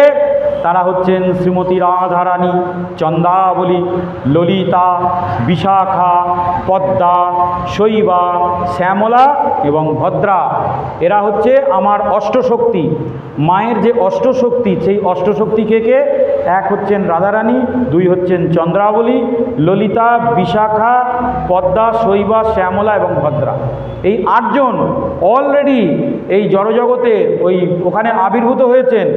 কিন্তু এই 8 জনের মধ্যে 2 জন কন্যা, যারা হচ্ছেন শ্রীমতী রাধারানী এবং চন্দ্রাবলী, এই 2 কন্যা হচ্ছে সর্বশক্তির আধার। এই 2 কন্যাকে যে বিবাহ করবে, এই জগতে সে সর্বশক্তিমান হবে। তুমি তো কঞ্ছা, স্বয়ং শঙ্করও তাকে যুদ্ধে পরাজিত করতে পারবে না। জয় জয় শ্রী ভগবত কথা। কি বুঝতে পারছেন সকলে? হ্যাঁ, দেবী যোগমায়া দেবী কি বলেছিলেন? ওকে গোকুলে বাড়িছে, তোমাকে বলিবে যে গোকুলে বাড়িছে, কথাটা সত্য, কিন্তু ওটা কৃষ্ণলীলার জন্যে আমরা রেখে দিয়েছিলাম, রাধালীলায় এটা বলবো বলে। রাধালীলায় আমরা দেখতে পাচ্ছি যে যোগমায়া দেবী বলেছিলেন যে এই জড়জগতে তোমাকে বধ করবার জন্য কৃষ্ণ আসেনি, তোমাকে বধ করবার জন্য আমার অষ্টশক্তি, শক্তি ছাড়া কাউকে বধ করা যায় না, এই জড়জগতে শক্তি বধ করে সমস্ত অসুরদের। তো আমার এই যে অষ্টশক্তি যাদের নাম আমি বললাম, তাদের মধ্যে সর্বশ্রেষ্ঠা হচ্ছেন এই শ্রীমতী রাধারানী এবং চন্দ্রাবলী। এই দুই শক্তিকে যিনি বিবাহ করবেন তিনি হয়ে যাবেন এই ব্রহ্মাণ্ডের সর্বশক্তি। তাহলে বুঝতে পারছেন, পুরুষ হচ্ছে অত্যন্ত সাধারণ ব্যক্তি। পুরুষ শক্তিশালী হয় কখন? যখন তার সঙ্গে বিদ্যারূপিণী নারীর বিবাহ হয়। আর পুরুষ দুর্বল হয়ে যায় কখন? যখন তার সঙ্গে অবিদ্যারূপিণী নারীর বিবাহ হয়। এই অবিদ্যারূপিণী নারীর প্রভাবে পুরুষ আস্তে আস্তে আস্তে আস্তে নিচের দিকে যেতে থাকে। আর বিদ্যারূপিণী নারীর সাথে বিবাহ হলে সেই বিদ্যারূপিণী নারী তাকে আস্তে আস্তে আস্তে আস্তে ঊর্ধ্বলোকে নিয়ে যায়। তখন তার আস্তে আস্তে শ্রীবৃদ্ধি হয়, তার উন্নতি হয়। হ্যাঁ, তো এইভাবে তো তিনিই হবেন রাজেন্দ্র, যিনি ওই দুই কন্যাকে বিবাহ করবেন। তিনিই হবেন এই ব্রহ্মাণ্ডের শক্তিশালী এবং মহাদেবকেও যুদ্ধে পরাজিত করবার ক্ষমতা তিনি রাখেন। এই কথা বলে যোগমায়া দেবী সেখান থেকে অন্তর্হিত হন এবং বৃন্দা পর্বতের উদ্দেশ্যে গমন করলেন। সেই বৃন্দা পর্বত, যার স্ত্রীর গর্ভে তিনি আগে থেকেই যোগমায়া ওই দুই কন্যাকে রেখে তারপরে আবির্ভূত করিয়েছিলেন। কংস যখন যোগমায়া দেবীর কাছ থেকে এই কথা শুনেছিলেন, তখন তিনি পুতনাকে আদেশ দিয়েছিলেন যে সেই গোকুলে যত নবজাত সন্তান আছে, বিশেষ করে শিশু কন্যা সন্তানদের অপহরণ করে নিয়ে আসতে হবে। আপনারা ভুল জানেন যে কৃষ্ণকে বধ করবার জন্যে বা গোপালকে বধ করবার জন্যে ওই পুতনা গিয়েছিলেন। না, গোপালকে বধ করবার জন্য, কৃষ্ণকে বধ করবার জন্য যায়নি। কংস পাঠিয়েছিলেন সেই কন্যাগুলোকে অপহরণ করবেন বলে, এই যে অষ্টমহাশক্তি, ওই কন্যাগুলোকে অপহরণ করে নিয়ে এসে কর্ণ নিজে বধ করবে, এই জন্যে ওকে পাঠিয়েছিলেন। তো যাই হোক, ঘটনাচক্রে তাদেরকে হরণ করেছিলেন এই পুতনা, সে ঘটনা আমরা বলবো। কিন্তু হরণ করবার পরে তিনি অজ্ঞান হয়ে গিয়েছিলেন কিছুক্ষণ। তারপরে যখন তিনি আবার ফিরে আসার সময় যখন তিনি গোলক বৃন্দাবন দিয়ে আসছেন, তখন তিনি উপর থেকে দেখতে পেয়েছিলেন, আরে এক অদ্ভুত অপূর্ব শিশু যে ওইখানে খেলা করছে। তার রূপে মোহিত হয়ে এই পুতনা নিজের রূপকে পরিবর্তন করেন, তার মধ্যে মাতৃরূপ জাগ্রত হয়। যে একবারের জন্য তিনি তো পুতনা রাক্ষসী হলেও তো তিনি মা, তখন তিনি মাতৃরূপ ধারণ করে ওই শিশু সন্তানকে কোলে নেবেন বলে এসেছিলেন। আর ভগবান শ্রীকৃষ্ণ তিনি বুঝতে পেরেছিলেন যে ইনি হচ্ছেন পুতনা রাক্ষসী। তিনি তাকে মাতৃস্থান প্রদান করেছিলেন, তার কোলেও উঠেছিলেন, তার স্তনও পান করেছিলেন। কিন্তু এই কন্যাদের মৃত্যুদণ্ড দেবেন বলে এই পুতনা তার স্তনের মধ্যে বিষ মাখিয়ে রেখেছিলেন। কৃষ্ণ তাই কি করেছিলেন?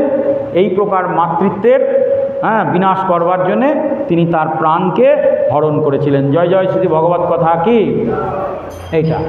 কিন্তু এই কৃষ্ণের কাছে আসার আগে এই আমাদের এই আমাদের এই পুতনা, যিনি কংসের নির্দেশে ওই গোকুলে চারিদিকে বৃন্দাবন গোকুল ধামে ঘুরে বেড়াচ্ছিলেন, সেইখানে বৃন্দা পর্বতের দুই স্ত্রী যারা এই কন্যা সন্তানদের জন্ম দিয়েছিলেন, তাদের তখন জন্মদিন অনুষ্ঠান বা অন্নপ্রাশন অনুষ্ঠান চলছিল, বুঝেছেন? কোথাও লেখা আছে উপনয়ন সংস্কার, কোথাও লেখা আছে জন্মদিন, বা কোথাও লেখা আছে অন্নপ্রাশন উপাসনের আয়োজন করছিলেন। মানে খুব সুন্দর করে বৃন্দা পর্বত, তার ঘরে কন্যা সন্তানের জন্ম হয়েছে, তার স্ত্রী, তিনি খুব সুন্দর করে ধুমধাম করে আয়োজন করেছেন। এবার এই দুই কন্যা সন্তানকে যজ্ঞ করছেন, যজ্ঞস্থলে রেখেছেন। রেখে ব্রাহ্মণ পণ্ডিতরা সবাই মিলে পূজা পাঠ হোম যজ্ঞ করছেন। আর এই দিকে ওই পুতনা রাক্ষসী এসে গেছে।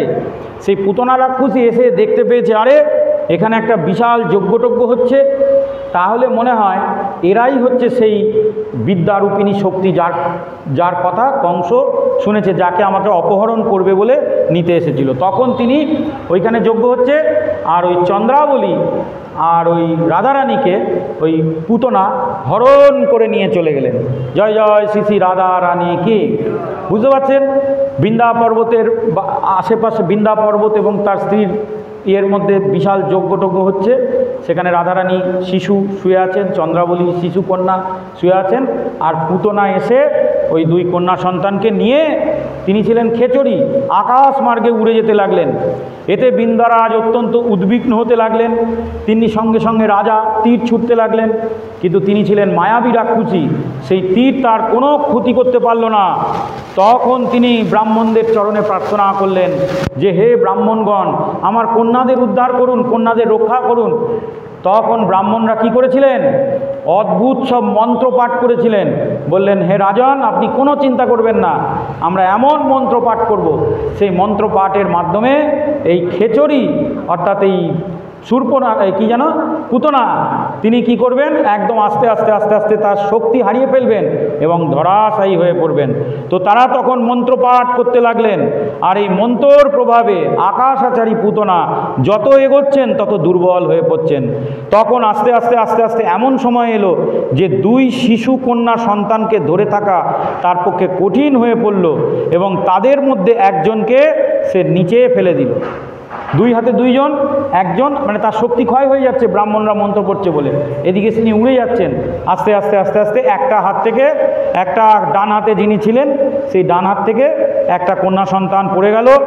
সে পড়ল একটা নদীতে। ওই নদী বিদর্ভ রাজ্যের মধ্যে দিয়ে প্রবাহিত হতো, বিদর্ভ রাজ্যের মধ্যে দিয়ে প্রবাহিত হতো।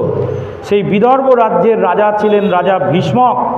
সেই ভীষ্মক যখন নদীতে স্নান করতে গিয়েছিলেন তখন শিশুকন্যাটাকে দেখতে পেয়েছিলেন, এবং সেই শিশুকন্যাটাকে উদ্ধার করে নিয়ে এসে 5 বছর পর্যন্ত সেই শিশুকন্যাটাকে নিজের কাছে রেখেছিলেন। প্রকৃতপক্ষে সেই শিশুকন্যাটা কার ছিল? বৃন্দা পর্বতের। বৃন্দা পর্বতের পুতনা হরণ করে নিয়ে গেলেন, নদীতে পড়ল। আর ওই বিদর্ভরাজ, তার নাম হচ্ছে ভীষ্মক, তিনি সেই কন্যাটাকে নদী থেকে উদ্ধার করে নিয়ে এসে তার কাছে রাখলেন। 5 বছর বয়স পর্যন্ত সেই কন্যা বিদর্ভ রাজের কাছে ছিলেন। সেই সময় বৃন্দা এবং গোবর্ধন পর্বতের কাছে বাস করতেন জাম্বুবান। সেখানে বাস করতেন। আপনারা জানেন তো, জাম্বুবান সেই ত্রেতা যুগে ছিলেন, কিন্তু ভগবান রামের সাথে তার ইচ্ছা হয়েছিল যে আমি তো তিনি বলা হচ্ছে তিনি ব্রহ্মার অবতার জাম্বুবান, এবং ব্রহ্মার অবতার, এবং তিনি ছিলেন অসীম শক্তিশালী, তাকে কেউ যুদ্ধে পরাজিত করতে পারত না। তো একবার তার শখ হয়েছিল যে তিনি ভগবান রামের সাথে যুদ্ধ করবেন, যে ভগবানের সাথে যুদ্ধ করে দেখবেন যে ভগবান তাকে পরাজিত করতে পারবে কিনা। তো রামচন্দ্র তখন বলেছিলেন যে এই যুগে তো হবে না, তাহলে তুমি এক কাজ করো, এই যুগে তুমি শুধু রাম নাম করে যাও, আগামী যুগে যখন আমি আবার আবির্ভূত হব কৃষ্ণ রূপে তখন আমি তোমার সাথে যুদ্ধ করব। তো তখন এই জাম্বুবান এই বৃন্দা পর্বত আর গোবর্ধন পর্বতের মাঝে থাকতেন, এবং সেখানে তিনি করতেন আর কি, রাম নাম করতেন। আর বৃন্দা পর্বতের বৃন্দারাজের তো যখন করতেন, হঠাৎ বৃন্দা পর্বত খবর পেলেন যে তার একটা কন্যাকে উদ্ধার করে নিয়ে গিয়েছিলেন রাজা ভীষ্মক, এবং সেখানে তার কন্যা প্রতিপালিত হচ্ছে। তখন জাম্বুবানকে তিনি গিয়ে অনুরোধ করেন যে আপনি তো মহাশক্তিশালী, ওই বিদর্ভ রাজ ভীষ্মকের কাছ থেকে আমার সন্তানকে উদ্ধার করে দিন। তখন জাম্বুবান তার সঙ্গে যুদ্ধ করে সেই কন্যা সন্তানটিকে বৃন্দা পর্বতের কাছে নিয়ে এসে দিলেন। পরবর্তীকালে তার নাম হয়েছিল কি? চন্দ্রাবলী। জয় জয় শ্রী শ্রী চন্দ্রাবলী কি, চন্দ্রাবলী। এরপরে কি হলো? আর একটা কন্যা সন্তান আছে বাঁ হাতে। পুতনা যখন অপর কন্যা সন্তানটিকে বাহু লগ্না করে নিয়ে উড়ে যাচ্ছেন মন্ত্রের প্রভাবে, আর সেই কন্যা সন্তানটিকে ছাড়ছে না, বলছে একটা তো গেছে, এটা কংস অবধি নিয়ে যেতেই হবে, এটাকে আর ছাড়া যাবে না বলে তিনি আপ্রাণ চেষ্টা করছেন সেটাকে আটকে রাখার। এদিকে ব্রাহ্মণ পুরোহিতেরা মন্ত্র বলে যাচ্ছেন, আস্তে আস্তে আস্তে আস্তে কন্যা সন্তানটিকে ছাড়লেন না, তাকে এক হাত দিয়ে বুকে করে আটকে রাখলেন, এবং তিনি প্রাণহীন হয়ে ধরাশায়ী হয়ে মাটিতে পড়লেন। সেই মাটিতে পড়লেন, এবং ব্রজে পৌঁছানোর আগে পূর্ণা আজ চলতে পারলেন না, ব্রজের আগে তিনি পতিত হয়ে পড়লেন। সেই সময় পূর্ণমাসী দেবী সেখান দিয়ে যাচ্ছিলেন। সেই সময় পূর্ণমাসী দেবী সেখান দিয়ে যাচ্ছিলেন। পূর্ণমাসী দেবী দেখলেন আরে এক বিশাল রাক্ষসী, তার কোলে একটা কন্যা সন্তান খেলা করছে। পূর্ণমাসী দেবী তখন সেই রাক্ষসীটা তো অজ্ঞান হয়ে আছে, অর্থাৎ পুতনা, তার তো চেতনা নেই, ব্রাহ্মণদের মন্ত্রের প্রভাবে সে অজ্ঞান হয়ে গেছে। তখন পূর্ণমাসী দেবী কী করলেন, তার কোল থেকে সেই কন্যা সন্তানটিকে উদ্ধার করে নিয়ে মুখরার কাছে অর্পণ করলেন এবং মুখরার জামাতা, তার নাম ছিল, মুখরাকে বললেন এই নাও তোমার কন্যা, তোমার জামাতা বিষভানুর সন্তান, একে তুমি পালন করো। জয় জয় শ্রী ভগবত কথা কি। তো এইভাবে অর্থাৎ বিষভানু আর কীর্তিদা সুন্দরী, হ্যাঁ কীর্তিদা সুন্দরী, এদের কাছে অর্পণ করলেন এই পূর্ণমাসী দেবী। পূর্ণমাসী দেবী দিয়েছিলেন, এর পরবর্তী দিনে আমি এদের পরিচয়গুলো দেবো। পূর্ণমাসী দিয়েছিলেন মুখরাকে, মুখরা দিয়েছিলেন তার মেয়ে ওই ইয়েকে, তার কন্যা কীর্তিদা সুন্দরীকে, অর্থাৎ তার কন্যাকে, বুঝতে পেরেছেন? তাহলে মুখরা হচ্ছে কীর্তিদা সুন্দরীর মাতা। এর সম্পর্কে যদি আপনারা ডিটেলসে জানতে চান, আজকে দেরি হয়ে গেছে, পরে বলবো, হ্যাঁ অনেক জটিল তত্ত্ব। যাই হোক, তো মোট কথা আপনারা জেনে রাখুন, কীর্তিদা সুন্দরী দিয়েছিলেন মুখরাকে, আর এই মুখরা হচ্ছেন বিষভানুজার শাশুড়ি বা কীর্তিদা সুন্দরীর মাতা। তো শাশুড়ি পেলেন ওই পূর্ণমাসীর থেকে পেয়ে তিনি বললেন যে তোমাদের তো অনেক দিন সন্তান হয় না, এই সন্তানকে তোমরা লালন পালন করো, আজ থেকে তার নাম হবে বৃষভানুজা, অর্থাৎ বৃষভানু নন্দিনী শ্রীমতী রাধারানী। জয় জয় শ্রী শ্রী রাধারানী কি। তো পূর্ণমাসী পুতনার কাছ থেকে যখন রাধারানীকে উদ্ধার করেছিলেন, তখন তার সাথে আরও 5 জন কন্যা সন্তান ছিলেন। তারা কারা? ললিতা, পদ্মা, ভদ্রা, শৈবা এবং শ্যামা। আর এইভাবে শ্রীমতী রাধারানী এবং চন্দ্রাবলীকে নিত্য সহচরী সখীগণ ভূলোকে আবির্ভূত হলেন। নারদমুনি এই সংবাদ পূর্ণমাসীকে দিয়েছিলেন, অর্থাৎ নারদমুনি পূর্ণমাসীকে বলেছিলেন যে যাও, ওই কন্যা সন্তানটিকে হরণ করে নিয়ে যাচ্ছে কে না, ওই পুতনা ওইখানে পড়ে আছে, এই কন্যা সন্তানগুলোকে পূর্ণমাসী দেবী উদ্ধার করে নিয়ে এসে মুখরার কাছে দিলেন। মুখরা তার কন্যার বহুদিন সন্তান হয় না, বিষভানু এবং হচ্ছে কীর্তিদা সুন্দরী, তাদের কাছে দিলেন। তারপর থেকে এই রাধারানী আর এই 5 কন্যাকে এরাই মানুষ করেছিলেন। কিন্তু প্রকৃতপক্ষে জন্ম দিয়েছিলেন কে? বৃন্দা পর্বত এবং হচ্ছে তার স্ত্রী, মনে থাকবে। আর লালিত পালিত হলেন কার কাছে? তাহলে লালিত পালিত হলেন কীর্তিদা সুন্দরী এবং বিষভানুজার কাছে। তাহলে জন্ম দিলেন একজন, হ্যাঁ, আর লালন পালন করলেন একজন, কিন্তু আগে আমরা শুনলাম তারাই গর্ভে ধারণ করেছিলেন। তাহলে দেখুন এখান থেকে কি বোঝা যায়? এখান থেকে বোঝা যায় যে বৃন্দা পর্বত যে ইচ্ছা প্রকাশ করেছিলেন ব্রহ্মাকে, সেই বড় ব্রহ্মা দিলেন রাধারানী, এদিকে ব্রহ্মাজিকেও সন্তুষ্ট করলেন, বৃন্দা পর্বতকেও সন্তুষ্ট করলেন, কিন্তু চালাকির দ্বারা বরপ্রাপ্ত হয়েছিলেন। সেই জন্য পরবর্তীকালে জন্ম নিলেন ওখানে, ওকে বললেন যে হ্যাঁ তোমার কাছেই জন্ম নেব, কিন্তু সেখানে মানুষ হলেন না, মানুষ হলেন কোথায়? বৃষভানুজার কাছে, কীর্তিদা সুন্দরীর কাছে। জয় জয় শ্রী ভগবত কথা কি। যেহেতু তারা নিত্য মাতা নিত্য পিতা, তাই জগতে এটাই প্রচারিত আছে যে কীর্তিদা সুন্দরী এবং রাজা বৃষভানু এরাই হচ্ছেন তার পিতামাতা, পালিত পিতা মাতা। আর প্রকৃত পিতামাতা যাদের গর্ভে জন্মগ্রহণ করেছিলেন সেটা হচ্ছে বৃন্দা পর্বত এবং হচ্ছে এই তার স্ত্রী। জয় জয় শ্রী শ্রী রাধা রানী কি। সেই কথা বলে আজকের ভাগবতী কথা এখানেই বিরাম দিলাম। অনেক জটিল তত্ত্ব, আরও 2টো কাহিনী আছে, আমি আগামী দিনে বলবো। হরে কৃষ্ণ, সকলে ভালো থাকবেন, সকলের মঙ্গল হবে।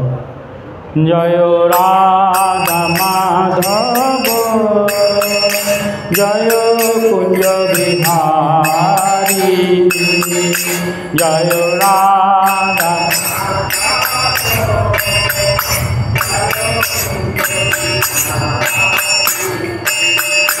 জয় গোপী জন বল্লভ, জয় গিরিবর ধারী, জয় গিরিবর ধারী, জয় গোপী জন বল্লভ,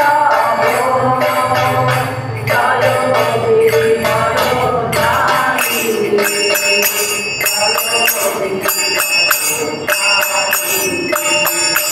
जय यशोदानंदन व्रजजनरंजन यशोदा যমুনা তীর বনচারী যমুনা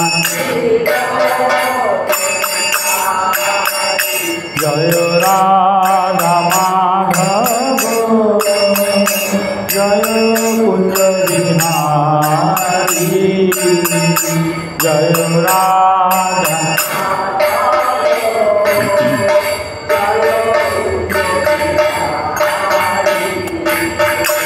हरे कृष्णा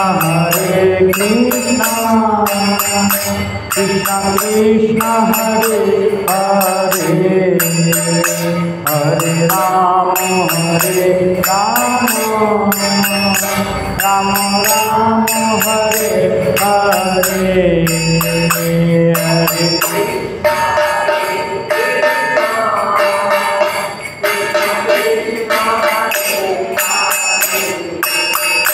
हरे राम राम राम हरे कृष्णा कृष्णा कृष्णा हरे हरे हरे राम राम राम हरे हरे हरे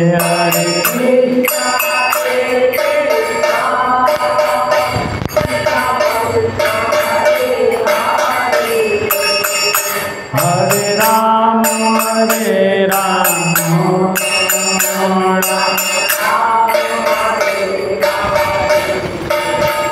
जय राधा माधव राधा माधव राधा माधव जय राधा माधव जय राधा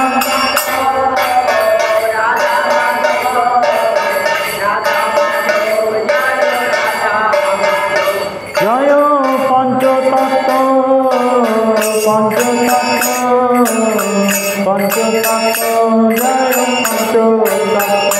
जय पंच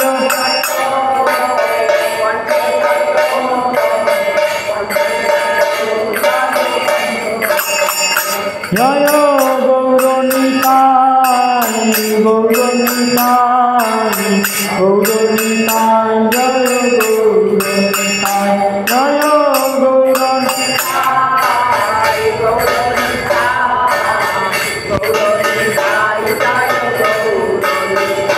निताय गौर हरि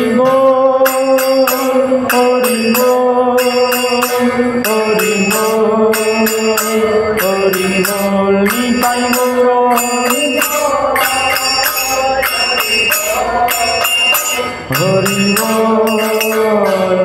हरि हरि निताय गौर प्रेमानंदे हरि हरि बोल। जय जय श्री श्री सीताराम दास ओंकारनाथ जी की, विठल महाराज की, असित कृष्ण ब्रह्मचारी महाराज की, शिल प्रभुपाद की, भक्ति सिद्धांत सरस्वती गोस्वामी ठाकुर प्रभुपाद की, परम भागवत शिल गौर किशोर दास बाबाजी महाराज की, सच्चिदानंद शिल भक्ति विनोद ठाकुर की, शत सार्वभौम शिल जगन्नाथ दास बाबाजी महाराज की, नामाचार्य शिल हरिदास ठाकुर की, प्रेम से कहो श्री कृष्ण चैतन्य प्रभु नित्यानंद श्री अद्वैत गदाधर शिवासादि गौर भक्तवृंदों की, जय जय श्री श्री नवद्वीप धाम की, जय जय श्री राधा कृष्ण गोपीनाथ श्याम कुंड राधा कुंड दादुपति मंडल वनात्मक धाम की, पुरुषोत्तम क्षेत्र पुरी की, गंगा मैया की, यमुना मैया की, भक्ति देवी तुलसी महारानी की, हरिनाम संकीर्तन की, जय जय श्री राधा रानी कथा की, जय जय श्री भगवत कथा की, आपन आपन गुरु महाराज की, अनंत कोटि ब्राह्मण बिंदो की, अनंत कोटि वैष्णव बिंदो की, गौर संघ मंदिर की, उपस्थित भक्त बिंदो की, निताय गौर ब्रह्मानंदे हरि हरि हरे